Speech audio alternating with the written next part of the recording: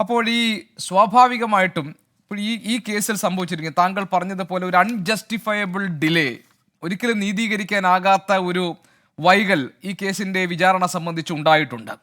രണ്ടാമത്തെ കാര്യം, സുപ്രീം കോടതി തന്നെ പലതവണ ഈ വിചാരണ പൂർത്തിയാക്കാൻ വേണ്ടി സമയം നിശ്ചയിക്കുന്ന, അതായത് ഒരു ടൈം ലൈൻ നിശ്ചയിക്കുന്ന ഒരു സാഹചര്യം ഉണ്ടായിട്ടുണ്ട്. നമുക്കറിയാം, തുണ്ടി മുതൽ കോടതിയിൽ നിന്ന് കാണാതായ അപ്രത്യക്ഷമായ സാഹചര്യം ഉണ്ടായിട്ടുണ്ട്. അവിടെയാണ് അതിജീവിത ഈ ദൃശ്യങ്ങളൊക്കെ, തെളിവുകളൊക്കെ പുറത്തേക്ക് പോകാൻ, മറ്റുള്ളവരിലേക്ക് എത്താനുമൊക്കെയുള്ള സാഹചര്യത്തെക്കുറിച്ച് ആശങ്ക പ്രകടിപ്പിച്ചത്. അപ്പോൾ ഇതിൽ എവിടെയൊക്കെയോ ഇതിൻ്റെ ലൂപ്പ് ഹോളുകൾ ഇപ്പോഴും ഉണ്ട്, എവിടെയൊക്കെയോ ഇത് അട്ടിമറിക്കാൻ വേണ്ടിയുള്ള ശ്രമങ്ങൾ ഇപ്പോഴും നടക്കുന്നുണ്ട്. ആരൊക്കെയോ ഇതിനെ അട്ടിമറിക്കാൻ വേണ്ടി നീക്കങ്ങളിൽ ഭാഗമായി നിൽക്കുന്നുണ്ട്.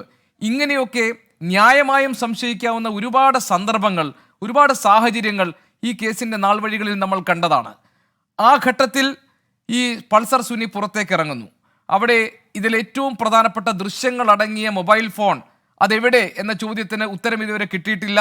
നഷ്ടപ്പെട്ടു പോയി എന്ന പൾസർ സുനിയുടെ വ്യാജം എന്ന് അതിജീവിതയുടെ അഭിഭാഷക വിശേഷിപ്പിക്കുന്ന ആ ഒരു വിവരം മാത്രമാണ് നമ്മുടെ കയ്യിലുള്ളത്. ഈ സന്ദർഭത്തിൽ പൾസർ സുനി ഇറങ്ങുന്നത്, ഇപ്പോൾ നമുക്ക് പറയാൻ പറ്റുന്ന, താങ്കൾ തന്നെ നേരത്തെ പറഞ്ഞതുപോലെ വിചാരണ പൂർത്തിയാകുന്നു, സാക്ഷി വിസ്താരം കഴിഞ്ഞു, തെളിവുകൾ കോടതിയിൽ എത്തിക്കഴിഞ്ഞു.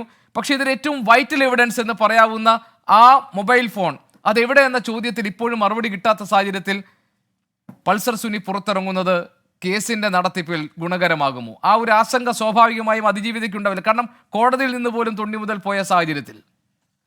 ഗോപികൃഷ്ണൻ, ഞാനൊന്ന് ആഡ് ചെയ്തോട്ടെ. Rahul, now your voice is clear. എന്തോ മൊബൈലിലെ കണക്ടിവിറ്റി ഇഷ്യൂ ആണ്. രണ്ട് കാര്യങ്ങളാണ്. ഒന്ന്, സാധാരണഗതി ചീഫ് എക്സാമിനേഷൻ 2-3 ദിവസമാണ്. ഇത് യഥാർത്ഥത്തിൽ 18 ദിവസത്തിലധികം എടുത്തു എന്നാണ് ഞാൻ മനസ്സിലാക്കുന്നത്. അതുകൊണ്ട് തന്നെ അതിന് ഡീറ്റെയിൽഡ് ആയിട്ടുള്ള റിപ്ലൈ വേണം. അങ്ങനെയാണ് 85 ദിവസം വന്നത്. 7 വർഷങ്ങളിലധികമായി കേസ് നിൽക്കുന്നില്ലേ? 7 വർഷം എന്ന് പറഞ്ഞാൽ ഏകദേശം 2200-ലധികം ദിവസങ്ങളാണ്. അതിന് 80 ദിവസങ്ങൾ മാത്രം ഉള്ളത് കൊണ്ടാണോ കേസ് ഡിലേ ആയി എന്ന് പറയുന്നത്? ഓർമ്മയില്ലേ ശ്രീ ഗോപികൃഷ്ണൻ, ഇടയ്ക്ക് ദിലീപ് പോലീസുകാരെ കൊല്ലാൻ ശ്രമിച്ചു, 4 പോലീസുകാരെ കൊല്ലാൻ ശ്രമിച്ചു. ഈ കേസിലേക്ക് ഇടപെട്ട് അതിന്റെ പേരിൽ കുറെ സമയം പോയി. വനിതാ ജഡ്ജിയെ വേണമെന്ന് പറഞ്ഞു, അതിന്റെ പേര് കുറെ സമയം പോയി. പിന്നെ വനിതാ ജഡ്ജിയെ മാറ്റണമെന്ന് പറഞ്ഞു, ഹൈക്കോടതിയിൽ പോയി, സുപ്രീം കോടതിയിൽ പോയി. അപ്പൊ എത്ര തവണ ആരാണ് മാറ്റിയെന്നും കൂടി എല്ലാവരും ഒന്ന് ഓർത്താൽ നല്ലതായിരിക്കും. ആരെയും കുറ്റം പറയാൻ വേണ്ടിയിട്ടല്ല, ഇത്തരം സംഭവങ്ങളുണ്ട്. ഗോപികൃഷ്ണൻ അടക്കമുള്ള മാധ്യമങ്ങളോട് റിക്വസ്റ്റ്, എപ്പോഴെങ്കിലും ഒന്ന് ചോദിക്കണം, 4 പോലീസുകാരെ കൊല്ലാൻ ദിലീപ് തീരുമാനിച്ചതിന്റെ കേസ് എന്തായി എന്ന്. ആ കേസ് യഥാർത്ഥത്തിൽ കേരള പോലീസ് ആരെങ്കിലും അന്വേഷിക്കുന്നുണ്ടോ എന്നെങ്കിലും ചോദിക്കണം. 4 പോലീസുകാരെ കൊല്ലാൻ തീരുമാനിച്ച കേസാണ്. എന്തായി? ദാവൂദ് ഇബ്രാഹിം ഇതിന്റെ പിന്നിലുണ്ട്. ഇതിന്റെ പിന്നിൽ ഗോൾച്ചനുണ്ട്. 50 ലക്ഷം രൂപ ഒരാൾക്ക് കൊടുത്തു. കാവ്യ മാധവനാണ് മാഡം, കാവ്യയുടെ അമ്മയാണ് ഇതിന്റെ പിന്നിൽ. എത്ര നുണക്കഥകൾ നമ്മൾ കേട്ടു. അപ്പൊ ഇതേപോലെ ഒരുപാട് കഥകളുണ്ടായി. അതൊക്കെ കൂടെ കൊണ്ടും ഡിലേ ഉണ്ടായി എന്ന് മറക്കാതിരിക്കുക. പിന്നെ 2, തീർച്ചയായിട്ടും ഏതെങ്കിലും രീതിയിൽ അതിജീവിതയ്ക്ക് ആശങ്കയുണ്ടെങ്കിൽ അവരോടൊപ്പം പൂർണ്ണമായി നിൽക്കുകയാണ് നമ്മുടെ മാധ്യമങ്ങളും പൊതുസമൂഹവും നമ്മൾ ഓരോരുത്തരും ചെയ്യേണ്ടത്. കാരണം ആ വ്യക്തിയുടെ ജീവിതമാണ്. നമുക്കൊക്കെ വെളിയിൽ തർക്കവും വാദവും മാത്രമാണ്, പക്ഷെ ആ വ്യക്തിയുടെ ജീവിതമാണ്. അതുകൊണ്ട് എന്ത് ആശങ്കയുണ്ടെങ്കിലും സർക്കാർ അതിനെ പരിഹരിക്കണം. പൾസർ സുനിക്ക് കർശനമായ ജാമ്യവ്യവസ്ഥകളൊക്കെ കാണും. അതുകൊണ്ട് ഒരു കാരണവശാലും അതിജീവിതയെ വേദനിപ്പിക്കുന്ന, അതിജീവിതയെ അധിക്ഷേപിക്കുന്ന, അപമാനിക്കുന്ന ഒരു നിലപാടുകളോ കാര്യങ്ങളോ ഒരാളുടെ ഭാഗത്തുനിന്നും ഉണ്ടാകരുത്. പ്രത്യേകിച്ച് പൾസർ സുനിയെ പോലെ അതിജീവിത കണ്ട ഒരു ക്രിമിനലിന്റെ ഭാഗത്തുനിന്ന്. അതുകൊണ്ടാണ് ഞാൻ ആ വ്യത്യാസം പറയുന്നത്. ദയവായി ശ്രദ്ധിക്കണം, അതിജീവിത നേരിട്ട് കണ്ടാണ് ഈ വ്യക്തിയെ. ഈ ദിലീപ് 8ാം പ്രതിയായി പിന്നീട് ഈ കേസിലേക്ക് വലിച്ചഴക്കപ്പെടുകയായിരുന്നു ഗൂഢാലോചനയുടെ പേരിൽ. പക്ഷെ അതിജീവിതയ്ക്ക് നേരിട്ട് ഈ വ്യക്തിയെ കണ്ടിട്ടുണ്ട്. പൾസർ സുനിയെ ദ്രോഹം ചെയ്തു എന്ന് അതിജീവിതയ്ക്ക് അറിയുകയും ചെയ്യാം. പക്ഷെ അതിജീവിതയ്ക്ക് വേറെ ആർക്കുമെതിരെയും ആരോപണങ്ങളില്ല. ദിലീപ് ഇതിന്റെ പിന്നിലുണ്ടോ എന്ന് പോലും അതിജീവിതയ്ക്ക് അറിയില്ല. അവരെ പലരും തെറ്റിദ്ധരിപ്പിച്ചു എന്നുള്ളതാണ് എന്റെ വിശ്വാസം. എനിക്ക് വളരെ ഇഷ്ടമുള്ള ഒരു കുട്ടി കൂടെയാണ് ഞാൻ. അവരുടെ എല്ലാ സിനിമയും കാണുന്ന ഒരു വ്യക്തി കൂടെയാണ്. അതുകൊണ്ട് ഈ കേസിന്റെ ഇനി ഒരു കാര്യം കൂടെ, കേസിന്റെ പ്രധാന കേസിനെ ഇത് ബാധിക്കില്ല. എന്റെ പരിമിതമായ അണ്ടർസ്റ്റാൻഡിംഗിൽ അടുത്ത 3 മാസം മുതൽ 4 മാസം, പരമാവധി 100 ദിവസത്തിനുള്ളിൽ ഈ കേസിന്റെ വിധി വരും. പണ്ടൊക്കെ തമ്പി സാർ പറയാറുണ്ട്, നമ്മൾ ലാസ്റ്റ് ലാപ്പിൽ ഓടുകയാണ്. ഈ ലാസ്റ്റ് ലാപ്പ് ലാസ്റ്റ് 100 ഡേയ്സിലേക്ക് നമ്മൾ എത്തിച്ചേർന്നിരിക്കുന്നു എന്ന കാര്യത്തിൽ യാതൊരു സംശയവുമില്ല. അതുകൊണ്ട് അതിജീവിതയുടെ സപ്പോർട്ട്, അതിജീവിതയ്ക്ക് ഏത് രീതിയിലുള്ള പിന്തുണ, അവരുടെ ആശങ്കകൾ അകറ്റാൻ എന്ത് വേണമെങ്കിൽ ചെയ്യണം. അതിന് പൊതുസമൂഹവും മാധ്യമവും ഗവൺമെന്റും നിൽക്കണം. പിന്നെ തമ്പി സാറിനോട് ഒരു ചോദ്യം കൂടി, എനിക്കറിയില്ല, ഞാൻ എന്റെ അന്വേഷണം വെച്ച് സർക്കാരിന് ഇതിനെതിരെ അപ്പീൽ കൊടുക്കാൻ പറ്റുമോ എന്ന് ചോദിക്കുകയുണ്ടായി. അനധിസാധാരണമായ ഒരു ഓപ്ഷനിൽ മാത്രമേ സർക്കാർ അങ്ങനെ അപ്പീൽ കൊടുക്കുന്നുണ്ടെന്നാണ് ഞാൻ മനസ്സിലാക്കുന്നത്. അപ്പോൾ ഒരുപക്ഷെ ഇനി 100 ദിവസത്തിനുള്ളിൽ വിധി വരും. അതുകൊണ്ട് ജാമ്യ അപേക്ഷ റദ്ദാക്കണമെന്ന് സർക്കാരിന് മൂവ് ചെയ്യാൻ സ്പേസ് ഉണ്ടോ എന്ന് എനിക്കറിയില്ല.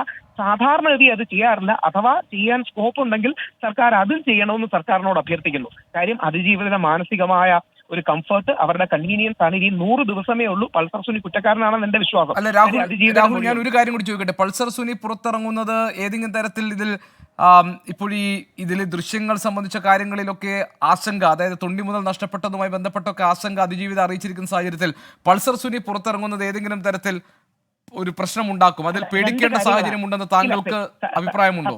സത്യസന്ധമായി നോക്കിയാൽ പേടിക്കേണ്ട സാഹചര്യമില്ല. പക്ഷെ അത് നമ്മളെന്ന ഔട്ട്സൈഡേഴ്സിനാണ്. ആ വ്യക്തിക്ക് അങ്ങനെ ആയിരിക്കില്ല. കാര്യം അവരുടെ സ്വകാര്യത, അവരുടെ ജീവിതം, ഒരു കുടുംബമായിട്ട് കല്യാണം കഴിച്ച് കഴിയുകയാണ്, അവർക്ക് ഇൻലോസ് കാണും, ഫാമിലി കാണും. അപ്പൊ അവർക്ക് ഏതെങ്കിലും രീതിയിലുള്ള ആശങ്കയോ ഭയാശങ്കയോ കാണാനുള്ള സാധ്യത വളരെയധികം അല്ലേ? അത് നാച്ചുറൽ അല്ലേ? അതുകൊണ്ട് സാങ്കേതികമായി കാണില്ല. പക്ഷേ അല്ലല്ല, ഞാൻ സാങ്കേതികമായി തന്നെയാണ് രാഹുൽ ചോദിച്ചത്. അത് ഈ കേസിനെ ബാധിക്കുന്ന തരത്തിലേക്ക് എന്തെങ്കിലും അപകടമുണ്ടോ എന്ന് തന്നെയാണ്. മറ്റത് വളരെ ഇമോഷണൽ ആണ്, വ്യക്തിപരമാണ്, അവരുടെ സ്വകാര്യതയുമായി ബന്ധപ്പെട്ട കാര്യമാണ്. That we can understand. Virtually ഇല്ല എന്ന് തന്നെ നമ്മൾ മനസ്സിലാക്കണം. കാര്യം കേസിന്റെ എല്ലാ സ്റ്റേജും തീർന്നു. ഇനി 3-4 മാസമേ ഉള്ളൂ. ഇനി ഒരു ചേഞ്ചും വരാനില്ല, സാക്ഷികളെ സ്വാധീനിക്കാനില്ല, ക്രോസ് കഴിഞ്ഞു. ഇനി അവസാന സ്റ്റേജിലേക്ക് പോവുകയാണ്. ഇനി ഡിഫൻസ് വിറ്റ്നസ് തുടങ്ങിയ കാര്യങ്ങൾ നോക്കുന്നുണ്ടോ? ഇനിയും പ്രത്യേകിച്ച് ഒന്നും മാറാനില്ല. അതുകൊണ്ട് മെയിൻ കേസിനെ ഒരു തരത്തിലും ഇത് ബാധിക്കില്ല, സ്വാധീനിക്കുന്നില്ല എന്ന കാര്യത്തിൽ എല്ലാവർക്കും യോജിപ്പാണ്. എനിക്ക് തോന്നുന്നു അഡ്വക്കേറ്റ് ടി.വി. മിനി മാഡം, അതിജീവിതയ്ക്ക് വേണ്ടി ഏറ്റവും ശക്തമായി പോരാടുന്ന മിനി മാഡം അടക്കം ആ വാദഗതി പറയുന്നുണ്ട്. ഇനിയും കേസിനെ സ്വാധീനിക്കില്ല, അങ്ങനെ സ്വാധീനിക്കുകയും ചെയ്യരുത്. ഇനിയും ഒരു ഒറ്റ വരി മാത്രമേ എനിക്കൊരു ആശങ്കയുള്ളൂ. ഇനിയും ഈ പൾസർ സുനിയെ ഉപയോഗിച്ച് ഇത് ദിലീപിനെതിരെ ഒരു ക്യാമ്പയിൻ ആക്കാൻ ചില ദിലീപ് വിരോധികൾ ശ്രമിക്കുന്നുണ്ടോ? ഇതൊരു വൈകാരികമായ ചൂഷണം ചെയ്ത്, അതിജീവിതയുടെ ഇൻസെക്യൂരിറ്റി ചൂഷണം ചെയ്ത് ദിലീപിനെതിരെ കരിവാരിത്തേക്കാൻ ഒരു അവസരമായി പലരും ഉപയോഗിക്കുന്നുണ്ടോ എന്നൊരു സംശയം പലപ്പോഴും പല കോണുകളിൽ നിന്ന്. അതെങ്ങനെ രാഹുൽ, ഏത് തരത്തിൽ ദിലീപിനെതിരെ ദിലീപ് കാരണമാണ് ഇയാൾക്ക് ജാമ്യം കിട്ടിയത് തുടങ്ങിയ വാദഗതികൾ ഇപ്പം തന്നെ പലരും ഉന്നയിച്ചു തുടങ്ങുന്നുണ്ട്. സുപ്രീം കോടതി കൊടുത്ത ജാമ്യമല്ലേ ദിലീപിന് എന്ത് ചെയ്യാൻ കഴിയും? അപ്പം ദിലീപ് അല്ലല്ല, അങ്ങനെ ഡയറക്റ്റ് ആയിട്ട് ദിലീപ് ചെയ്തു എന്നുള്ളതല്ല. അതായത് ബൈജു പൗലോസിനെ ക്രോസ് എക്സാമിൻ ചെയ്യാൻ വേണ്ടി എടുത്ത 85 ദിവസം എന്നത് ഈ കേസിന്റെ പല പല ഘട്ടങ്ങളിൽ ഇതിനെ വഴിതിരിച്ചു വിട്ട് വിചാരണ നീട്ടിക്കൊണ്ടുപോകാൻ വേണ്ടിയുള്ള ശരിയാണ്, ഞാൻ തന്ത്രപരമായ ഇടപെടൽ നടത്തി എന്നതാണ് ആക്ഷേപം. പെട്ടെന്നൊരു പറഞ്ഞോട്ടെ. അങ്ങനെ തന്ത്രപരമായ 5 ഇടപെടൽ ഞാൻ പറയാം. 1, 4 പോലീസുകാരെ കൊല്ലാൻ നോക്കി. 2, വനിതാ ജഡ്ജി വേണം. 3, വനിതാ ജഡ്ജി വേണ്ട, മറ്റൊരു ജഡ്ജി വേണം. അങ്ങനെ എത്ര പ്രാവശ്യം ആരാണ് ഗോൾ പോസ്റ്റ് മാറ്റിയെന്ന് നമ്മൾ മറക്കാതിരുന്നാൽ കൂടെ മതി. ആരാണ്? പിന്നെ 4, ഞാൻ ആർക്കെതിരെ ആരോപണം ഉന്നയിക്കില്ല, ശ്രീ ഗോപികൃഷ്ണൻ അടക്കം അന്വേഷിക്കണം. സർക്കാർ വേണ്ട രീതിയിൽ അടുത്ത 3 മാസത്തിനുള്ളിൽ കേസ് തീരുമെന്ന വാദഗതി ബഹുമാനപ്പെട്ട സർക്കാരിന്റെ വക്കീൽ കോടതിയിൽ അവതരിപ്പിച്ചില്ല എന്നാണ് ഞാൻ മനസ്സിലാക്കുന്നത്. ഞാൻ ആരോപണമായിട്ട് ഉന്നയിക്കുകയല്ല, എല്ലാവർക്കും അന്വേഷിക്കാൻ വേണ്ടിയിട്ടാണ്. അപ്പോൾ അതെന്തുകൊണ്ടാണ് എന്ന് എനിക്കറിയില്ല. വേണ്ട രീതിയിൽ ഫോഴ്സ്ഫുള്ളി അവതരിപ്പിച്ചില്ല. അതോടൊപ്പം സർക്കാർ മുമ്പ് സുപ്രീം കോടതി കൊടുക്കാൻ പറഞ്ഞ ഈ ക്രോസിന്റെ പല കാര്യങ്ങളും കൊടുത്തില്ല എന്ന് സുപ്രീം കോടതിയിൽ നിന്ന് കേൾക്കുന്നു. അത് ശരിയാണോ എന്ന് കൂടെ മാധ്യമങ്ങൾ അന്വേഷിക്കണമെന്ന് അഭ്യർത്ഥന. അതേത് ഭാഗമാണ് രാഹുൽ? എന്ത് കൊടുത്തില്ല എന്നാണ് രാഹുൽ പറഞ്ഞത്? അതായത് പൾസർ സുനി കഴിഞ്ഞ പ്രാവശ്യവും പൾസർ സുനിക്ക് കേസ് വിചാരണ നീളുന്നു, അതിന്റെ കാര്യങ്ങൾ താമസിക്കുകയാണെന്ന് പറഞ്ഞപ്പോൾ നമ്മുടെ ബൈജു പൗലോസിന്റെ അടക്കമുള്ള ഡീറ്റെയിൽഡ് ക്രോസിന്റെ കാര്യം സുപ്രീം കോടതിയിൽ സമർപ്പിച്ചില്ല എന്നൊക്കെ പറയപ്പെടും. ഞാൻ ഇതിനെക്കുറിച്ച് ആരോപണ സ്വഭാവത്തിൽ ഉന്നയിക്കുകയല്ല. പക്ഷേ എനിക്ക് ഒരു ഡൗട്ട് ഉള്ളത്, തമ്പിസാറും തീർത്തു തരാം.